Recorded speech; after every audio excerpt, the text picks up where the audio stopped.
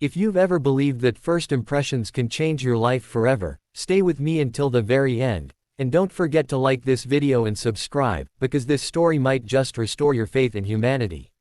He walked into the restaurant thinking it was just another awkward blind date.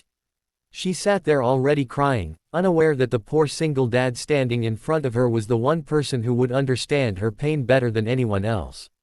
Ethan Carter adjusted the collar of his only decent shirt as he stood outside the softly lit restaurant.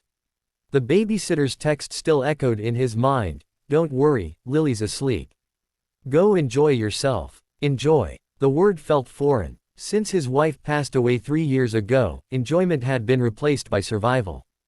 Between 2 jobs, school runs, and late-night homework sessions with his 8-year-old daughter, dating was the last thing on his mind. But his sister had insisted. "Just one coffee," she'd said. "You deserve a life too." Inside, the restaurant hummed with quiet laughter and clinking glasses. Ethan scanned the room, looking for the woman his sister had described. Then he saw her. She sat alone at a corner table, shoulders tense, eyes glossy with tears she clearly wasn't trying very hard to hide.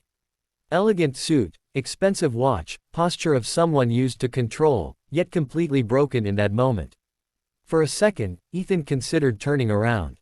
Maybe he had the wrong table. Maybe this was a mistake.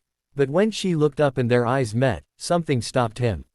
Not pity. Recognition. "You must be Ethan," she said softly, quickly wiping her cheeks, embarrassed. "I'm sorry you had to see that." "It's okay," he replied, pulling out the chair. "Rough day." She let out a small, humorless laugh. "You could say that." Her name was Claire Monroe. She said it casually, like it meant nothing. Ethan nodded, unaware that the name belonged to the CEO of Monroe Tech, the billion-dollar company whose products he repaired overnight in a warehouse to make ends meet. They ordered coffee. An awkward silence followed, thick and uncomfortable. Finally, Ethan spoke. "You don't have to explain anything if you don't want to." Claire looked at him, surprised. Most people rushed to fill silences, desperate to impress. This man didn't. He just waited. "I'm tired," she said at last. "Tired of pretending I'm fine." Ethan nodded. "Yeah, I know that feeling." That simple sentence opened something in her. Words spilled out before she could stop them. She talked about pressure, expectations, loneliness at the top. About boardrooms full of people who praised her success but never asked how she was doing. About a recent breakup that wasn't about love at all, but convenience and image. Then she looked straight at him, her voice cracking. "Do you know what hurts the most?" she asked. "Everyone wants what I have. No one wants me." The words landed heavy. Ethan felt his chest tighten. Memories rushed back. Hospital hallways, the beeping of machines, holding his wife's hand as she apologized for leaving him alone with their daughter. He swallowed hard. "I lost my wife," he said quietly. Claire froze. "I'm so sorry. She was sick for a long time," he continued. "And when she was gone, people told me I was strong. But they didn't see the nights I sat on the kitchen floor crying so my daughter wouldn't hear." Claire's tears returned, but this time she didn't hide them. "What did you do?" "I kept going," Ethan said.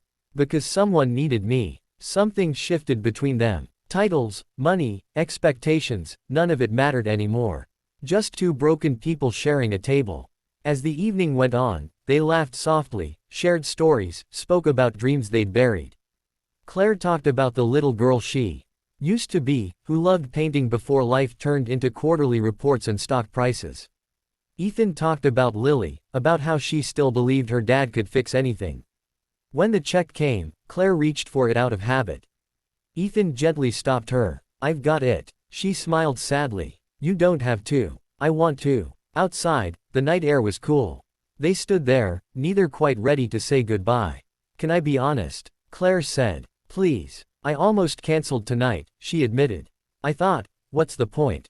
Ethan smiled softly. "Me too." They exchanged numbers. Not promises. Just possibility. Over the following weeks, they met again. Coffee turned into walks. Walks turned into dinners. Ethan never treated her like a CEO. Claire never treated him like a charity case. When she finally discovered where he worked, she was stunned. "You fix our servers?" she asked one night. "Yeah," he chuckled. "Irony, huh?" She offered to help, to change his situation. He refused. "I don't want favors," he said. I want respect. That answer made her fall for him even more. When Claire eventually invited Ethan and Lily to her home, Lily ran through the halls in awe. But what stayed with Claire was the moment Lily climbed into her lap and said, "My daddy cries sometimes, but he's really brave."